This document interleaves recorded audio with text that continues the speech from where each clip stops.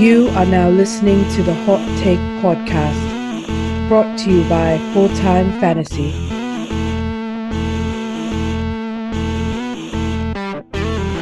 Here are your hosts, Stephen Tironi and Josh Daly.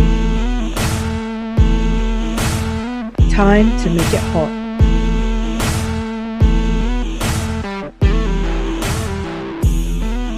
Welcome in. This is the Hot Take Podcast. And tonight is a special mock draft episode, folks. We love the mock draft episodes here on the Hot Take. First one of 2020, a little early, but you know what? We got nothing else to do. So let's do some drafting tonight. I am joined, as always, by my co-host, Josh Daly. How you doing, Josh? Doing good, man. Excited to have our guest on and get into this first mock. And like you said, it is a little bit early, but yeah, what else are we going to do, you know?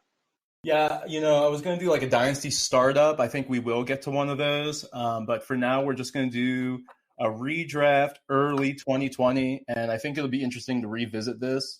So we're doing PPR, pretty standard, 12-teamer. And then you mentioned it. We got a special guest on, Bob Lung, Big Guy Fantasy. What's going on, buddy? Doing good, man. Thanks for having me on, guys. Always a pleasure. And I've actually done a few best ball drafts already, just kind of seeing where players are falling out. And it is quite interesting, to say the least. I'm just stunned by some of the stuff that I'm seeing, and I'm sure we'll talk about it tonight. You're a big best ball guy, aren't you?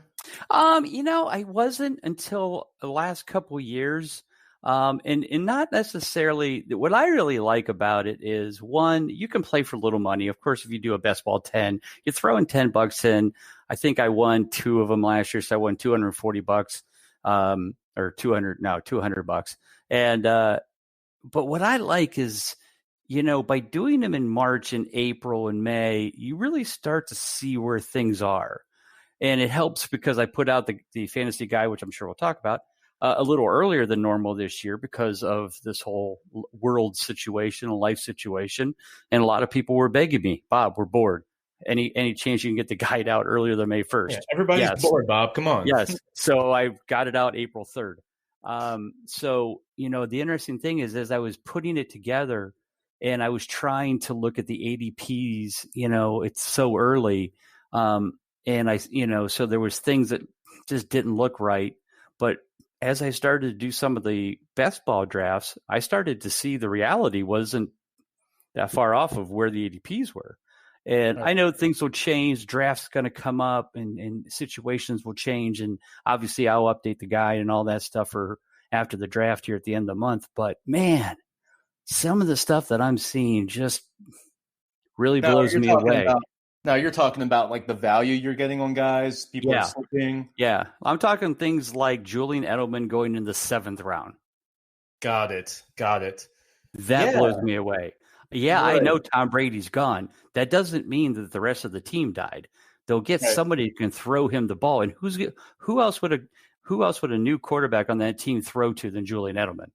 He's one of the best, clutch third down, security blankets a quarterback could have. The 7th round, like going as wide receiver, like 38, something's people have completely given up with the Patriots. Let me just tell you that.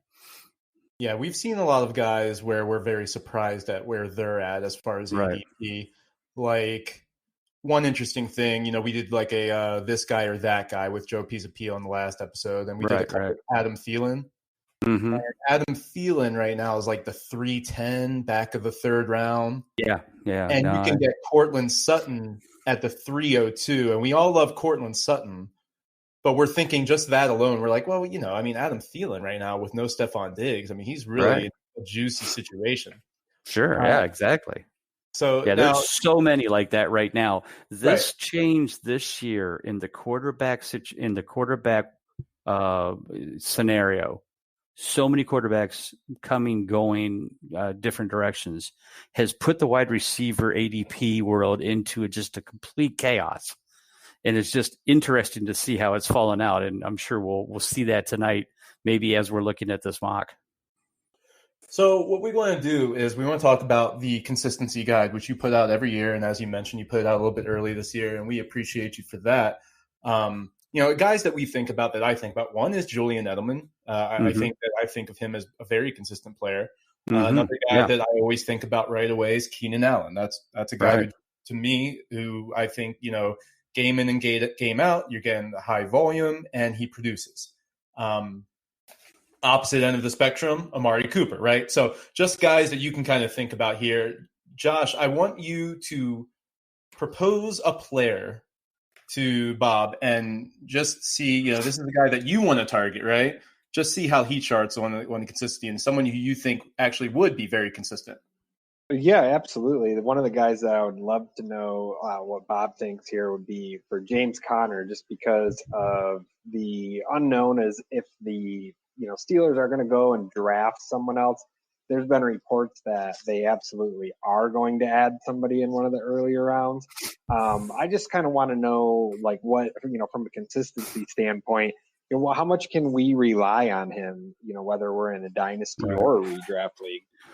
Well, here's the thing. So consistency when he's on the field, that's the important phrase here. When he's on the field, the last 2 seasons, 60% last year, 85% 2 years ago.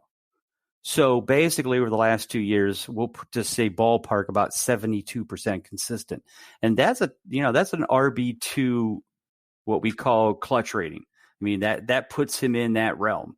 That's a solid RB2. However, the reason I think that the Steelers are going for another running back is they can't count on this kid to make it through a season. If he could play 16 games and be durable, this kid's a stud. And he's proven it. His consistency has proven it. But he can't get past, 13 games. And when he's playing full time. And last year he barely made it through 10. And I think even some of them he went, out in the second quarter. So that counts as a game played, but yet, really didn't. So that is the thing with Conner. He's very consistent when he's on the field. He's a good player. He's a good RB2. But the problem is you can't count on him making it through a season.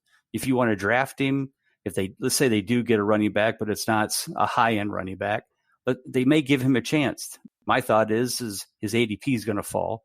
Get him as a good value. Start him the first 8 games.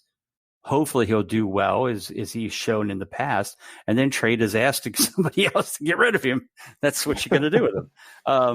But to be able to rely on this guy for a whole season, and I know everybody can get injured. It's the NFL, but this guy just cannot stay healthy. So you said 85% 2 years ago, and we know about his success he had in 2018. So that went down to 60% in 2019. Is that something that you look at? I mean, you look at that trend, especially with running backs. You do, but what you have to also look at is look at the team around him. Sure. Big Ben goes out in game 2. You've got 2 rookie quarterbacks or 2 inexperienced quarterbacks who sucked. Juju basically doesn't play for crap most of the season and misses a lot of games. So the whole offense was a disaster. So it's hard to say James Conner. I think James Conner did pretty well at 60% based on the team around him, because when he played, I'm sure that most of the teams are going to stack the box, say, look, we stop Conner, we force, Duck Coughlin or whatever these idiots' names are. I can't remember their names. That couldn't do anything, couldn't scare a defense. And so that's not going to help him either. So I kind of write off last year for Conner and say, if the kid can stay, but if the Steelers are that adamant and they go get a high pick, let's say they get, I don't know, they may doubt if they'll get a Jonathan Taylor, but let's say they get a DeAndre Swift, they get, somebody with some decent talent, they may give Conner the ball for the first 4 to 6 games. If he looks good, the rookie stays on the bench. He gets hurt one game, and now we got a Wally Pip, and see you, James, you're not coming back. So unless the rookie doesn't do very well, but that's kind of how I look for Conner. I'm going to be doing a few players for the Roto Underworld draft kit this year, and one of the players that I'm doing, the only rookie that I'm doing, is A.J. Dillon, 250-pound running back out of Boise State, kind of like a Steven Jackson type. And I've seen him on a couple of mocks going to the Steelers.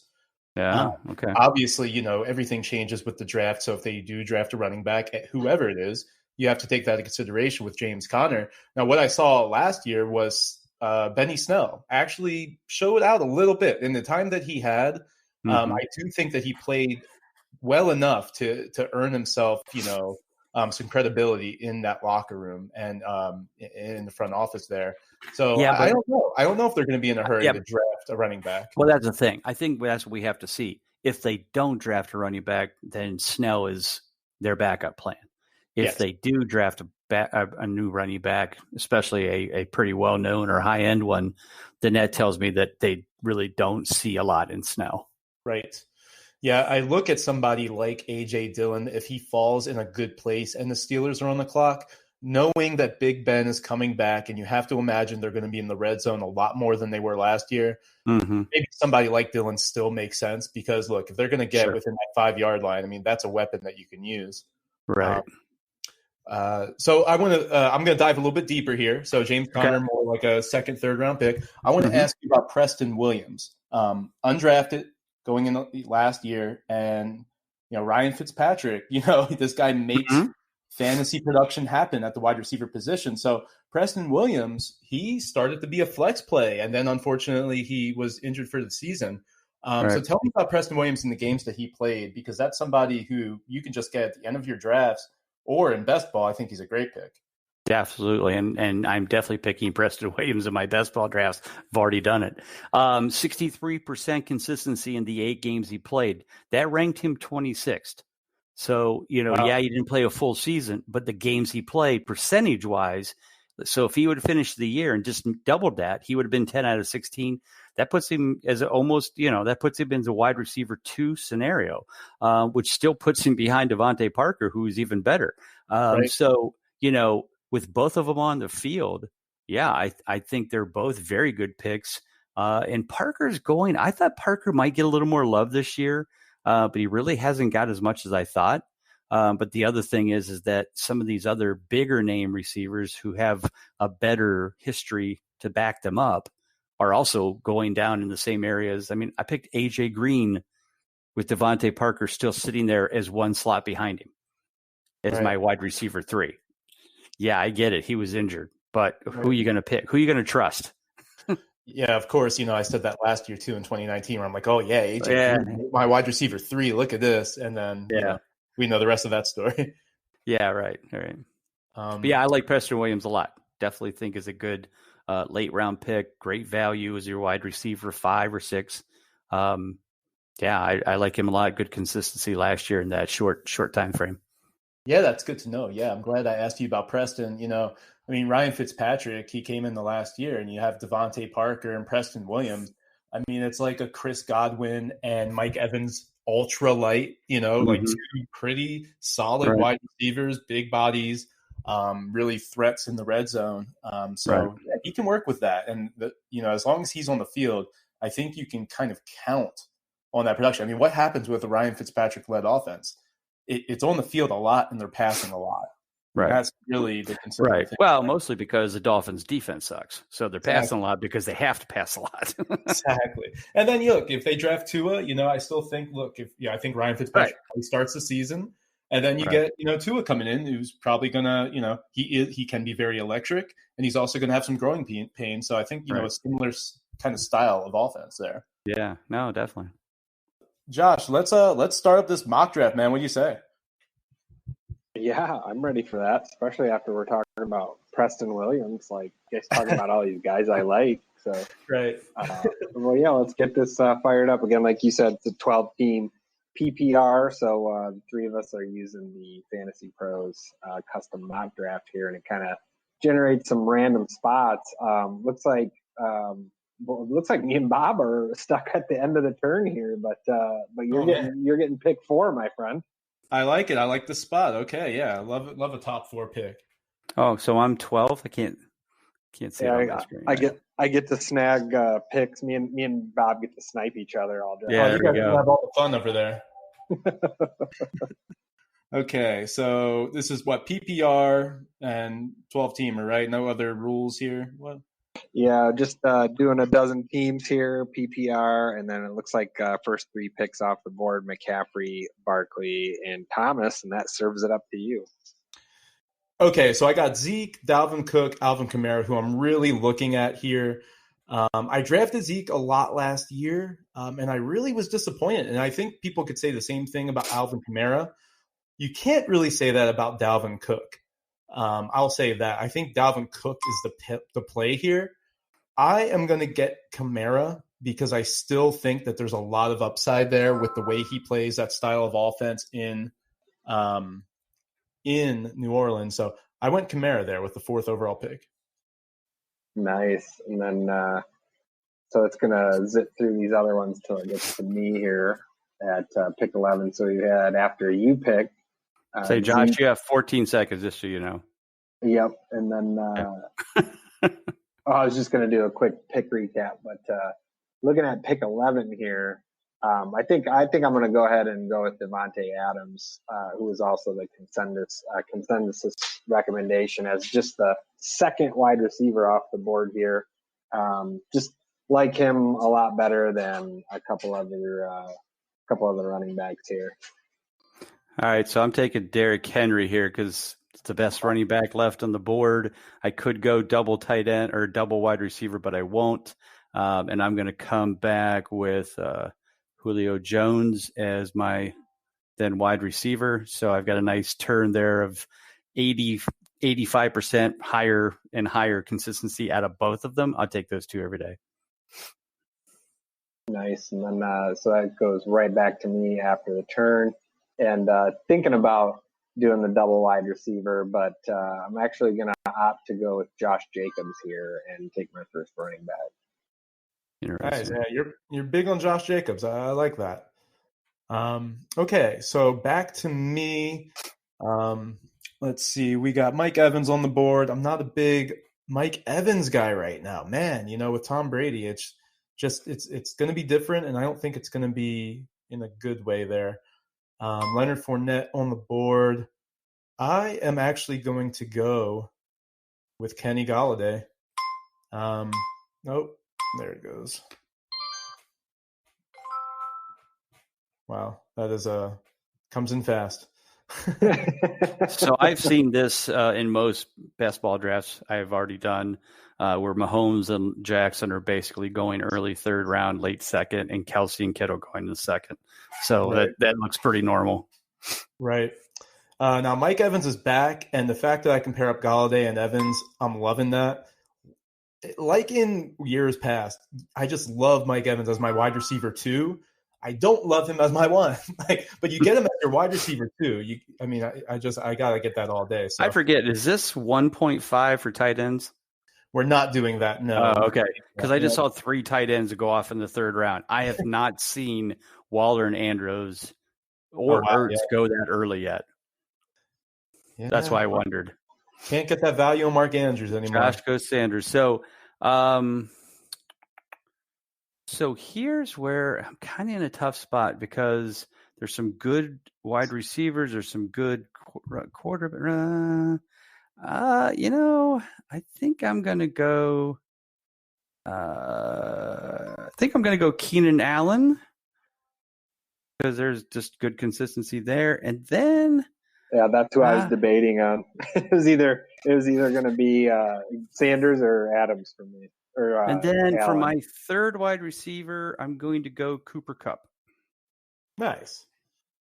75% consistency back-to-back seasons is my wide receiver 3. I'm all in. Josh, it's back to you. Yeah, so I passed on Keenan Allen, and then Bob, I expected him to take him, and he definitely did. So now that those wide receivers are gone, I'm left with Adam Thielen, so that's who I'm going to. So, okay, I'm on the clock here, and I want to just talk about my team real quick. Alvin Kamara, Mike Evans, and Kenny Golladay. First of all, Alvin Kamara, what happened last year that was kind of an anomaly? It was the touchdowns. Well, I know he only scored like 2 touchdowns through like the first 14 weeks, and I just think he scored like 4 in 1 week or something ridiculous. Yeah, so when we're identifying guys that can have these bounce back seasons, you got to look at that category. The Saints are known as a team to punch it in. And Alvin Kamara is the guy. I really see the touchdowns going up. It takes him from, finishing as, a top 8 guy to a top 4 guy. So Right. you got to really appreciate Alvin Kamara there. So don't be scared to pull the trigger on a guy like Kamara. And then, of course, Mike Evans, Kenny Galladay. I just like that touchdown upside there. I think that Evans, I've said it before in the show, I really don't like him as much with Tom Brady. I prefer him with Jameis Winston, but he's still a big body in the red zone. He's still a deep ball threat. And then Galladay, we know what he does. And, I just think that those are 2 potential top 5 wide receivers there. Josh, you want to talk about your team real quick? Yeah, so having the picks there right before the turn, basically love Bob's team more than mine already. So that's probably not good. But I do like, we both went running back, wide receiver, but in both of these, the first and the third round, I'm debating between a receiver and a running back, and I personally, for 20 some years, I've been always having a hard time when it comes down to a receiver or a running back. I like it a lot better when it's the same position. Like if I'm debating between, say, Adams and Julio Jones, for example. But instead I went Adams over Derrick Henry. And then when Bob took Henry, that kind of made me take Josh Jacobs. But kind of wishing I would have went Derrick Henry instead of Jacobs. And, maybe we'd see how the team would shake out. But either way, still some good balance, with Sanders and round 3 and Thielen in round 4. I do like the uptick in targets that I think Adam Thielen's going to see just with Stephon Diggs off the field and not demanding so much of the target share there. I think that's definitely going to be something we talked about briefly last week that I think is a good value in round 4. Not so crazy with Sanders. I would have preferred Sanders in the 4th round personally, but we talked about that briefly last week as well, that he's like a top 20 player right now. So this is decent, and I'll take this. But I don't love it. Don't love the team right now. Bob, are you looking at Derrick Henry as a value at the last pick of the first round there? Absolutely. I've seen other drafts where Henry is going at pick 7 or 8. So the fact that he fell to 12, I was just like, oh, I can't not do this. Because at that point, nothing against any of the picks after that, but in my opinion, the drop off between Henry and the rest of the running backs as a running back 1 is atrocious. Right. Josh Jacobs is a good player, but couldn't stay healthy and still in the second year and plays for an okay team. Kenyon Drake, we don't know exactly if he's good as he played in some of those games last year. Gordon's in Denver. Fournette's actually a very good pick to fall into the 3rd round. Sanders, is looked really good in the second half. But man, to get Derrick Henry at 12, I was pretty giddy about that. I'm not gonna lie. Yeah, Fournette still not getting the love. I mean, he got a lot of work in the past game. To be honest with you, I almost went Henry and Fournette back to back, and I'm like, I thought, well, maybe Fournette will get back to me, but obviously he didn't. Right. Yeah. So, all right, Josh. Yeah, let's get this thing going. Let's keep it going here. All right. So I got about 30 seconds, and I'm looking at the wide receivers available: Calvin Ridley, Stephon Diggs, Robert Woods, DJ Shark, T.Y. Hilton. A lot of good selections here. Honestly, I was originally looking at this like, okay, yeah, definitely running back. DJ Shark, all the upside in the world. I think that what is his ceiling right now? It's a wide receiver 1. It's Gardner Minshew. Yeah, there you go. His ceiling is Gardner Minshew. He'll be as good as Minshew. And he's a very talented. If he played for another team, I'd be all over Shark a little bit earlier. But now, what would you say if Cam Newton goes to the Jaguars? Definitely gives me. Well, I mean, I don't know. Newton. I don't know. It wasn't healthy enough for me. Right. Okay. So I'm drafting Damian Williams here. Now, I drafted him over a lot of guys that I like, including Devin Singletary, who actually makes it back to me. So I'm going to get Devin Singletary here. I'm going to double up on the running back. So I get Damian Williams, who, hey, look, right now he's the starter for the Chiefs. And then I got Devin Singletary, who I've obviously talked about on this show before. You got to love his situation there in Buffalo. And then it's back to Josh. Yeah, and I'm trying to decide where I want to go with fill out that last receiver spot or not, but I'm not totally in love with some of the receiving options here. And I'm almost feeling like I'm more comfortable with getting a guy like Marlon Mack at this point, especially running behind that offensive line. So I'm definitely going to do that at this point. Love that pick. Yeah, it's a good pick. So when you're sitting at the 5-6 run, what concerns me at this spot is if you don't get a good tight end, you're in trouble. Pause that for a second, would you? Pause. So here's where I have to make the decision, and I've done this in about every draft I've done so far. It's between Hunter Henry and Evan Ingram.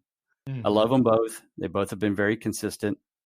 Ingram is the number 3 tight end in this league, in my opinion, fantasy-wise.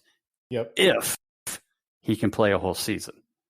He's like the who was the guy I talking about earlier when you asked me about James Conner. Right. If he could play a whole season, he was 88% consistent, 7 of 8 in the 8 games he played. The problem is he couldn't play the whole season. Yep. So it's the consistency and durability of Hunter versus the ultra consistency, but the non-durability of Ingram. I think since I have a really solid, consistent team, I'm going to go Evan Ingram. You were going to get a receiver here, Bob. I mean, are you looking at any of these receivers like Landry, Gallup, McLaurin? Well, so here's the thing. I could get more receivers, but I think there's a lot of good receivers that are available later. Okay. That I'm going to, I think, add then. So what I want to do is I want to get Ingram, and then I want to get another running back. Because I don't have my second one yet. So I'm going to go with Kerryon Johnson. He's a little risky, very consistent, been 70% consistent when he's playing, but again, can't stay healthy. But I've got so much consistency, I can take that risk here. So you went Hunter Henry. Yeah. Yeah, basically it was whatever guy the Bob feeling is. I have. You want to get that. If you can get one of those two guys, I think in round 5 or 6, you're doing good because you didn't jump on the Kelsey Kittle, but you can get good quality performance out of your tight end if they stay on the field. So I think that's important. Yeah, absolutely. Thinking round 6 is tight end country. I love Deebo Samuel. Nice pick. Yeah, I got Deebo there. I like him as my 3rd receiver. And this is actually a 3 wide receiver roster setting here. So then we got Will Fuller. That's very interesting, obviously, with DeAndre gone. I'm not thinking about quarterback yet. I mean, it's a single quarterback league, so you don't really think about those until later. So, yeah, the receivers here, Will Fuller is definitely interesting to me. Hollywood Brown, another guy who I really like. At this point in the draft, I wouldn't mind drafting either of those guys in my 7th round pick. And I already have 3 running backs, which for me, I think I'm okay with 3 running backs. So I wouldn't mind getting a receiver here. Not really looking at tight end, not looking at quarterback. I see David Johnson here. Really, really good situation in my opinion. 7th round, I don't see a way that I could pass this up. If he fails as a 7th round pick, you really didn't risk anything. I think it's fine to take a chance with David Johnson, 7th round pick. Yeah, and then we see some of those quarterbacks start to go. Right. I gotta say, this is where you're playing against the computer, so you have to go quarterback in one of these 2 picks. If not, they're going to be gone before after this turn. Because that's the way the system's going to do it. In the best ball drafts that I have, I've been picking quarterbacks in rounds 8, 9, and 10 that have went here in round 6 and 7. Right. So it just depends on how you're looking at it. So you go Marvin Jones. So like I said, I have to pick a quarterback, and one of my favorites this year to pick is Matt Ryan. because for the past 2 seasons, he's been 75% consistent. I've already got Julio, so that's a nice combo. So got to get at least one quarterback here, because if not, like I said, if I don't get one at this turn, the system is going to take the rest of them. So I don't want to waste that. But now I'm going to pick my favorite running back I'm drafting the shit out of this year. And most of the time as my running back 3, and that is Raheem Mostert. Nice. I love this guy. Second half of last season, 76% consistency, rocketed through the playoffs. And, people are like, well, it's a 3-headed monster. Now, take a look at the snaps and the touches for the last 8 games plus the playoffs. It's not a 3-headed monster. It's a 1-headed monster with 2 sidearms. Right. So loving Mostert in the 8th round. He really carried them in the last, few games of the season into the playoffs. Was it just an anomaly? Is it really, can we actually look at Raheem Mostert as the guy? I think so. I think you have to trust it for now. Mm-hmm. You got Derek McKinnon coming back into play, which is kind of scary. Of course, but he's made of glass, so I'm not worried about him. Okay, so I'm back on the clock here. I think Mostert was a good pick. I actually was going to be very tempted to get Kareem Hunt at this spot. I'm stacking up running backs. I don't usually do that, but at this spot, that value right there, I really love Hunt in this Cleveland Browns offense, in the role that we saw him in, and as the pass catching back. So now there's not a lot of options here at the running back. I'm not very excited about. Devontae Freeman is very interesting at this point. We project him to be a starter somewhere. Tevin Coleman, these running backs aren't very interesting. Aaron Rodgers is still here. I could take him. And then you can unpause it, Josh. All right. That'll be 30 seconds, sir. Okay. Thank you so much. Keep talking. Wow. Not a lot here at the wide receiver either. I'm not excited about any of these guys. Alshon Jeffrey, Robbie Anderson. Not very excited about those guys. So I think what I'm going to do is I'm going to just take the easy pick here and get Aaron Rodgers if it'll let me. Oh, 36, right. Yep. So I'm going to get Aaron Rodgers just to solidify that position. Isn't that amazing? He's falling that far, but his consistency has sucked the last 2 years. So I get it. Yeah. No, I mean, he's not. That's the only reason I didn't take him. In the 8th round. I mean, I already had Adams, and that's a natural stack. But I think there's just going to be a lot more passing volume for Stafford, and that's the only reason I wouldn't even be going Stafford. I agree. And Stafford was a great quarterback last year again through the first 8 games. All right. Well, it took one of my running back 4 favorite pick, which was Nyheim Hines, so I can't do that one. So I'm going to do, and I've done this again in most drafts, I'm taking Drew Brees here so that I have Ryan and Brees. They're both very consistent. I can rely on them, but it gives me some stability just in case something goes crazy. And then I think I'm going to go. And I know this might shock some people, but I'm going Golden Tate. You were going to ask me about a guy that nobody is thinking about this year. We never got to that question. That is the man. 82% consistency last year after the suspension for the last, whatever it was, 10 or 11 games of the year. And I got him as my wide receiver 4. So I'm good with that. Nice. Yeah. Golden Tate, he's kind of in, there's a lot of receivers there in New York, right? I mean, so you and especially when you talk about your guy, Evan Ingram too. I mean, do you think that Golden Tate can get the volume? He did last year, even when all of them were on the field early in the season, when he first came in after his suspension, he was still earning the quality games, clutch games, with all of them, even, with Ingram there, with Sterling Shepard there, all of them. So he did pretty well. So, hey, your boy.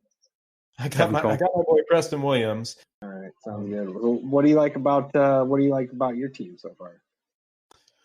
So, let me tell you, never would draft Aaron Rodgers in I think it was 9th round.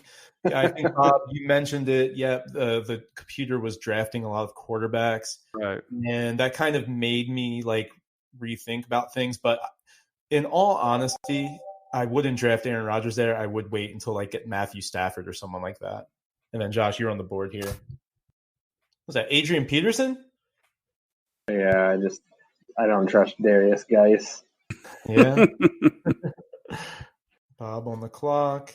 Deshaun Jackson, huh? Okay, wow. So he's my wide receiver 5. And again, he's proven, he was gelling well in those first 2 games with Carson Wentz and then got hurt. And, right. Getting him as my wide receiver 5, he could easily end up as a wide receiver 3. Oh, Deshaun Jackson, man. I was so excited about him going into last year. I was too. Back in Philly, and in a good situation, surrounded by Alshon, who isn't the field stretcher he once was, but still can work. Just really great situation. He's back into that situation. What is, can he stay on the field? No. The answer is no. He cannot. And he goes off against the Redskins. If you were me and I'm touting Deshaun Jackson all offseason, and then I look at the schedule and I see that he's playing the Redskins in a revenge game. I know, exactly. I was so excited too. I had him in a lot of leagues. And you play him, he goes off, and then you don't see him for the rest of the year pretty much. And it just sucks. So, you're okay taking a shot at him again this year. Yeah, round 11. Yeah. It's my wide receiver 5 or 6. I'm perfectly fine with that. He probably would normally even fall farther. He probably would have I might have been able to get him in around 13 or 14, but if we would have finished the draft, like we're going to fill up the team, I probably would have went Jared Cook there, because that's another thing that I've been doing in these best ball drafts is if a decent, solid, consistent tight end is available as a second tight end in round 11 or 12, right, like Dallas Goedert or Jared Cook, I'm going to take him. Even Jack Doyle. I love Jack Doyle coming, back this year as the only main tight end.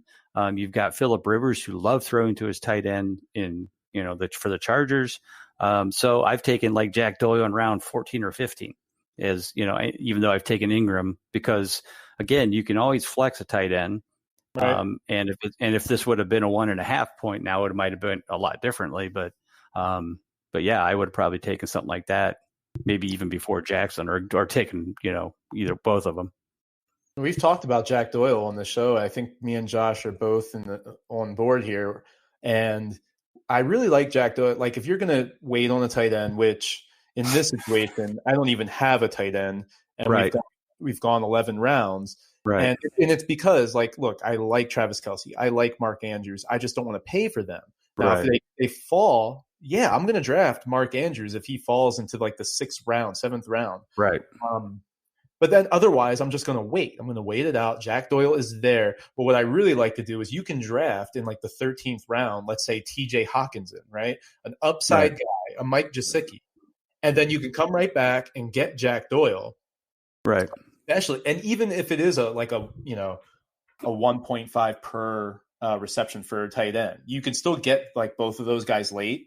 And I think if Gesicki, who's obviously a ceiling play there, if he doesn't work out on a week-to-week basis, you got Jack Doyle right there, who's going to be a nice PPR option for you. Right. Yeah, definitely. Josh, you want to talk about your team real quick and your thought process, and tell me one thing you would have done differently, also, along with what you liked that you did. Yeah, I'll do 2 things I would have done differently, only because Bob already mentioned the one, which was Derrick Henry. I definitely should have took Derrick Henry. As soon as I clicked Devontae Adams' name, not only as a Lions fan, it kind of hurt, but Derrick Henry, like Bob said, the fall off from Henry to the other running backs after him, it's just there's really not a comparison there. So I definitely would have went Henry before I got to the 2nd round. And then as far as for this simulation purposes, I definitely would not have taken Stafford in round 8. About the time that most of the leagues that we play in, about this point where we pause the draft is where a lot of the quarterbacks are going to start going off the board. So I definitely wouldn't have gone quarterback that early. But in this scenario, I think, definitely echo the thoughts that Bob had mentioned, that Henry should have been, right there before the end of the first round. And then, also tight end before round 6 is kind of, I'm in that same train of thought with Bob as well. Definitely like being able to lock up that spot here with Hunter Henry. Who knows what, the target situation holds, but can't blame the Chargers for bringing him back for a year. Like Bob said, if he can stay on the field, I mean, I think that's what the Chargers want to do. They want him to prove that he can stay on the field, and that's why they only tendered him the franchise tag. But overall, I mean, Sanders is definitely going to have more of a bell cow role and be more involved to make that third round pick pay off. But we got him at the end of the third round, so still not a terrible pick. But I like a lot of the consistent targets that the wide receivers, and I like backing up the running backs with Mack and Sony Michel. Week to week would probably dictate, if I'm putting Mack or Sony or Brandon Cooks in there. Definitely think people are sleeping on Cooks, getting him in the 10th round. 4,000-yard seasons in a row before last year, and 3 of those were with different quarterbacks on different teams. So maybe that speaks something to why he's been on so many teams, but he's a great value in the 10th round, and that's a guy I've liked getting in best ball drafts as well early on here in April. Yeah, I mean, Brandon Cooks is a guy I look at who's on the board, and I'm just like, probably going to look somewhere else. Yeah, I mean, I'm not saying that's always right. I'm not saying that's always right. He's just a name. There's these names that just come up for me that I'm just not interested in, and sometimes I don't even see them on the draft board. Do you know what I mean? Mm-hmm. And no disrespect, but Brandon Cooks is one of them where I'm like, I'm overlooking him. And I think it's, what you're getting. And then he's also just not consistent, right? I mean, we've been talking about consistency. Right. He's not a guy that you can start week in and week out. He's going to give you some duds, which you hate. So, the target monsters there in Los Angeles are Cooper Kupp, obviously, who still isn't getting the credit he deserves, even after having an amazing season, top 5 type season. You have to draft him when he comes up. Now, you were able to scoop up Cooper Kupp, weren't you, Bob?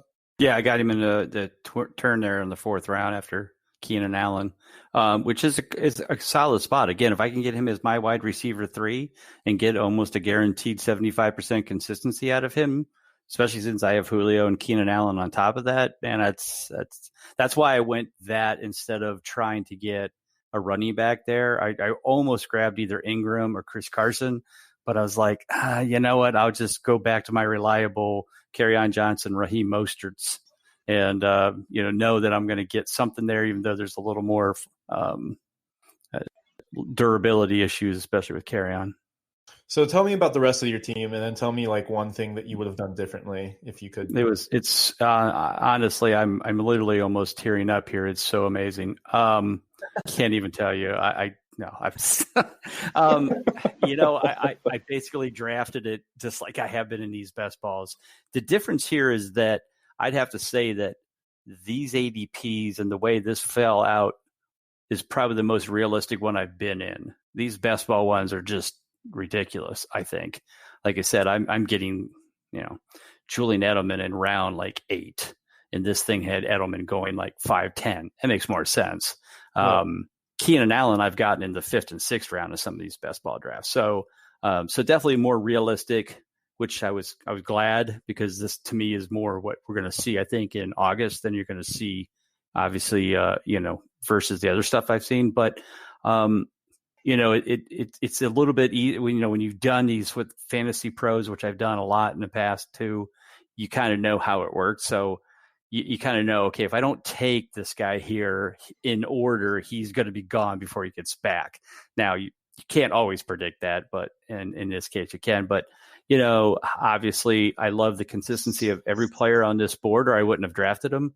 Right. Even Golden Tate at 82% last year, because Deshaun Jackson has been in the 65-70 range. I think he was on pace he was going to have a great season last year. Then the injury came, so I think he's really good value that late. And there's guys that I have starred that I didn't get to pick, like I said, Jared Cook, Jack Doyle, At wide receiver, I had guys like Cole Beasley, who I think is a good late round pick. Larry Fitzgerald is, everybody's given up on him as dead. And I think, he always seems to be at that 60-65 range in percentage consistency. And he hasn't even been taken yet. And he's way down the list. He's like 63. Yeah, he had bad games at the end of last year. Do you kind of view that as, okay, yeah, like we kind of saw him kind of break down as the season went on? Or does that worry you? I think he started off great, and then you were very happy if you drafted Larry Fitzgerald, and then he obviously trailed off there. Let me pull up his numbers, and I think that's kind of been like his pattern the last few years. It has been, but if I'm mistaken, when I was doing this guide, I'll tell you what I noticed that made me make sense. Why the reason he died off is because Kyler Murray also went 2 for 5 over the last 5 games. Right. So Kyler Murray died off, which in turn made Larry Fitzgerald die off. So I don't think it was necessarily Fitzgerald's fault as much as I think the league caught up to Kyler Murray. That's why I'm not that high on Kyler Murray as everybody else. I mean, right. Yeah, I get it. He's got DeAndre Hopkins. That's great. But like I said, the league figured him out in the last 5 games. He went 2 for 5, so he was under 50%. I just love that trio of wide receivers in Arizona. I can disagree, but here's another reason why Kyler Murray I think dropped off in those last 5 games. They got a running back, and his name was Kenny Drake, who was running the ball very well. So guess what? Kyler Murray doesn't have to throw this much. Right. So those are the kind of things that as we head into 2020, people kind of need to take a step back and don't just say DeAndre Hopkins comes. That means Kyler Murray and everybody's better. Not necessarily. It also means that if Kenyon Drake gets the ball as much as he did and they stay in games and are not, behind 3 touchdowns, they don't have to throw the ball as much. Kenyon Drake's running the ball well. They're controlling the clock. Kyler Murray doesn't have to throw the ball. Hopkins dies off, doesn't get, 280 targets. It all is part of that mixture. And that's the kind of thing you have to look at when these guys change teams and, a new person goes into place like Kenyon Drake. He might be a very good running back. He proved that he could do it. But how does that all come together with this new option called DeAndre Hopkins in play? I'm looking at some of these back-end receivers. So Fitzgerald, again, is going to be a value in redraft. I think that he's going to be the slot guy primarily, with DeAndre on the outside getting a lot of double teams. You have to like that, and you have to like the pairing of these two, not only from a fantasy perspective, but just like an NFL perspective. Like, we got future Hall of Famer Larry Fitzgerald, DeAndre Hopkins coming in his prime. It's just a beautiful thing. So I want to talk about my team real quick and just my thought process, and then we'll wrap up here. So Aaron Rodgers, again, I would not have drafted him, but, like Matthew Stafford, right? We talked about him. There's upside there for Matthew Stafford, because I believe that offense that they're going to run in Detroit is very fantasy friendly, with 2 touchdown catchers at receiver in Marvin Jones and Kenny Galladay. And then you have a couple running backs there that can get the job done, along with TJ Hawkinson, along with Danny Amendola.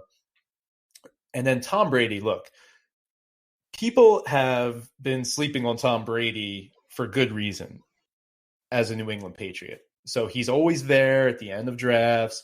You can get him. Now, I think the same thing is going to happen, but he's in Tampa Bay, and Bruce Arians, what he did for Carson Palmer at the end of his career, I do not see a reason why that can happen with Tom Brady, as long as it can all come together, which is a potential outcome. So you have to look at it from that outlook, in that Mike Evans and Chris Godwin, those are perennial, they can be top 10 guys. Well, someone has to throw them the ball. And Brady, I would rather just wait on Brady than to draft Aaron Rodgers. I really would. If Brady doesn't work out, he doesn't work out. You get somebody else, you stream the quarterback position. So that's one thing I would have done differently. I love what I did at running back, because I was able to get Damian Williams, who, at the 409 or the 408. It's a good pick. That's a good pick. Last year he was going in the second round. Right. That's exactly right. Yeah. So we'll see what happens after the draft. I think everything's going to revert back to the mean, and you're not going to be able to get out of the third round without drafting Damian Williams. But yeah, so 409, how could you not? And then to wrap back around the fifth round and get Devin Singletary, I'm loving that. So I feel good about the running backs with Kamara, Singletary, Damian Williams, and then David Johnson.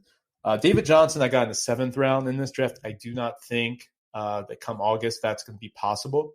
I don't know. I've not seen David Johnson go very high in the best ball drafts either. There is not a lot of love for David Johnson.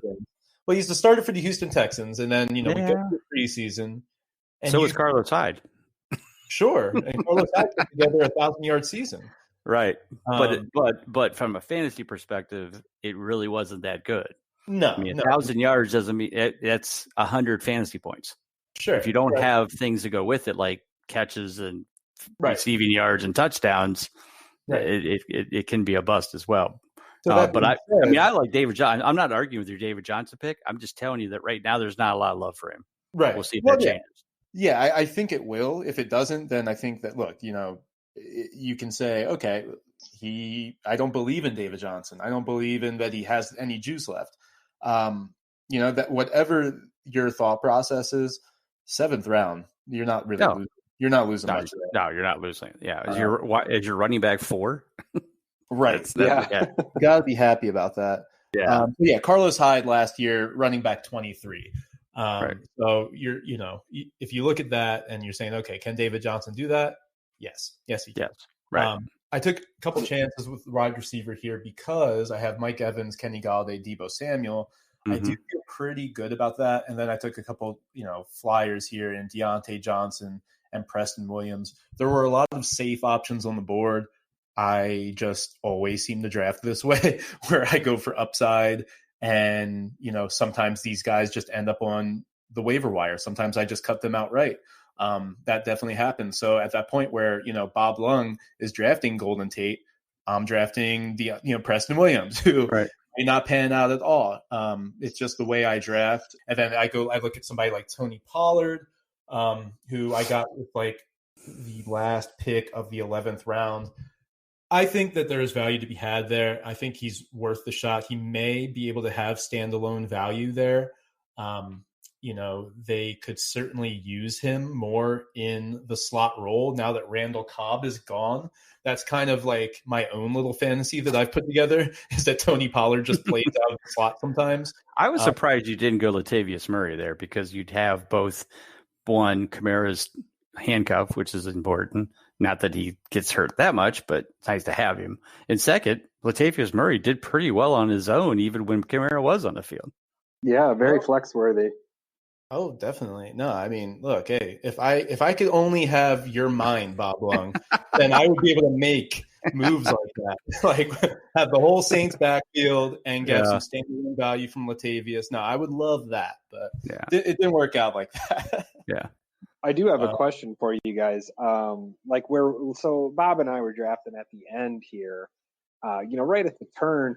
Does the way that you guys, I know you said you kind of go like after those initial 3 receivers, you're going upside most of the time, but I feel like these ADPs are pretty accurate because where we're taking quarterbacks a little earlier than we would normally, we got to also keep in mind there's going to be some rookie picks feathered in throughout the draft. So I think these are pretty accurate ADPs for the most part. But like Bob, for example, are you always looking for consistent players like after you've filled out that lineup, or are you kind of taking more of a chance on guys later on? So here's my philosophy when I go into every draft, regardless of what pick I have.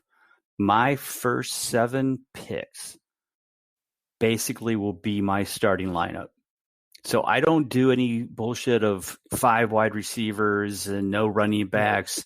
So I'm getting 2 running backs, I'm getting 3 receivers, I'm getting a tight end, and I'm getting a quarterback by the end of round 7.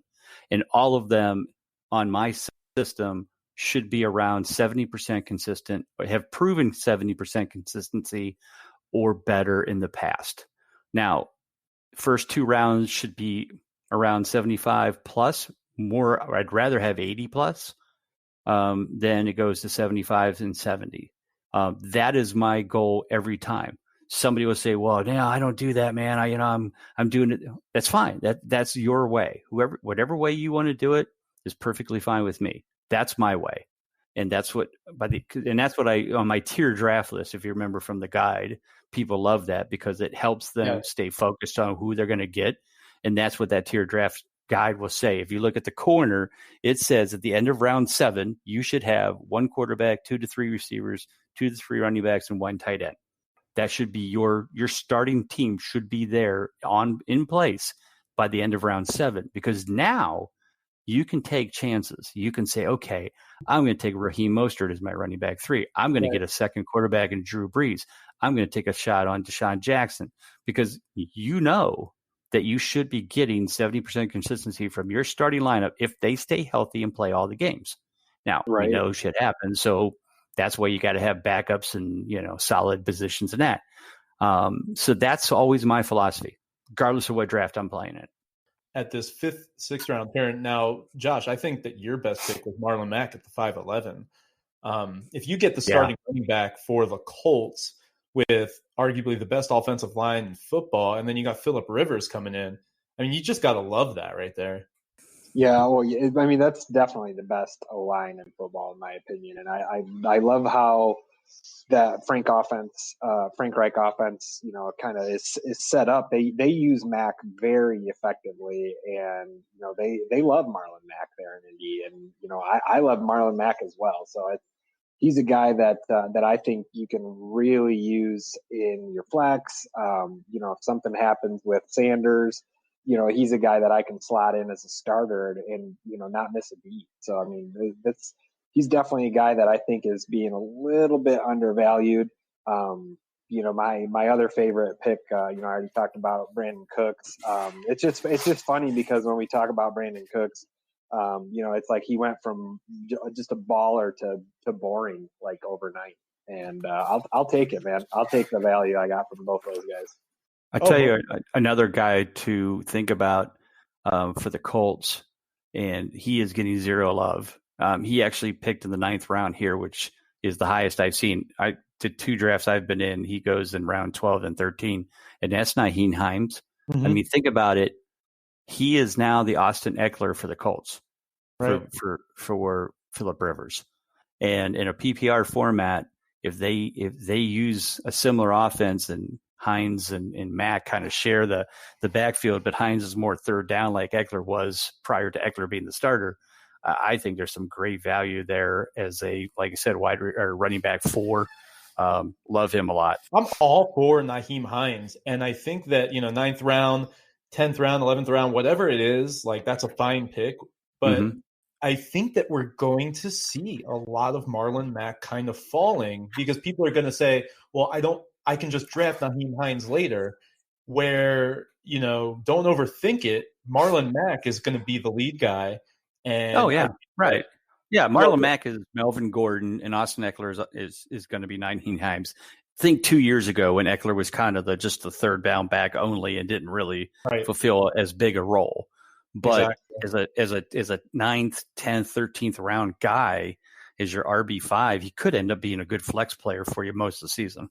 And then, and this being a PPR league, I think that's kind of a big benefit as well. And you look at some of the other running backs there that went in the 9th round, like James White. If he would have been there in the 9th round at the end, I definitely would have took him. I would have taken him too, Jordan Howard. Yeah, and I had my eye on Howard as well. But being PPR, White and Hines, I definitely had higher up on my ranks. I had Jordan Howard right there, but I just ended up settling for sound. You could easily, again, if you wanted to play the zero running back thing, you could pretty much not take a running back till, let's say, round 8. And you could get Ronald Jones, David Montgomery, Kareem Hunt, Raheem Mostert, Sony Michel, Darius Geis, Nyheim Hines, Jordan Howard, and James White. And all of them could be very, very productive running backs. Where you get them, for sure. Where you're getting them. Yeah. Even guys like Lindsey and Montgomery as well. Especially if you went something crazy and did like Kelsey in round 2, Lamar Jackson or Holmes around 3, load up on wide receivers, pretty much out of that number 1, 2, or 3 slot, and then down in rounds, 7 and 8 or 8 and 9, get 2 of those guys, or maybe get 3 of them in those, 8, 9, 10 or 7, 8, 9. Yeah, you could put a pretty good solid team together because you'd be so loaded at wide receiver. You could do it. I mean, that would go against my theory, but if I was going to do it, that's how I would pull it off. Yeah, I think if you go 0 RB and you can get a stud tight end too, I think you're in a great situation. And to get some of those guys, I mean, that's what you do if you go 0 RB. You start drafting a bunch of running backs, and 2 or 3 of them can hit, and you draft 6 or 7 guys, but 2 or 3 of them hit. I think that's what you're looking for, right? Or like if you're coming out of the 1 spot and you did McCaffrey, Kittle or Kelsey, Jackson or Mahomes, and then just ripped off 5 straight wide receivers, or 4 straight wide receivers, and then did Jones and White, or Jones, 2 of those guys I talked about to go with McCaffrey. That's going to be a tough team to beat. Yeah, you're right.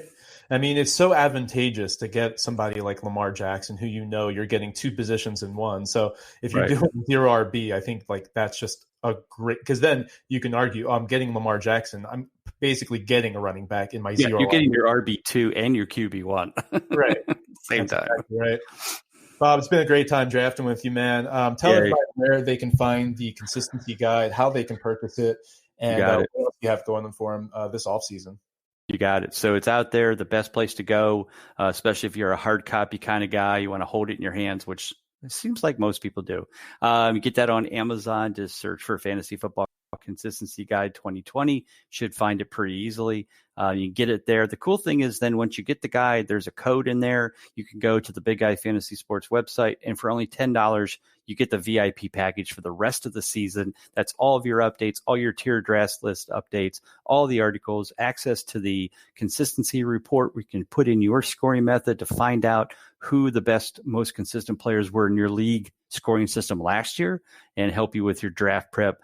All that's only $10 for the rest of the season. So you got all that going for you. So I always say that's the best way to do it. But guys, thanks again for having me on. This is a great time. I love the mock drafts. We definitely should do this again right after the NFL draft, so we can see where the rookies will fall in and kind of compare that to this. So Josh, if you can save this, and we can see how it would change here from a month from now. Absolutely. I'll have the results saved. Appreciate it.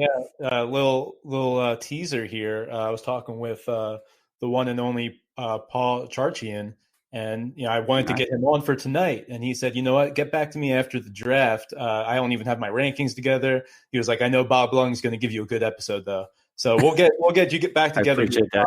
We'll get you here with Paul, Bob, and yeah. All right, guys. Bob. Yeah. Well, on behalf of Bob Lung and Josh Daly, my name is Stephen Ferroni. This has been the Hot Take Podcast.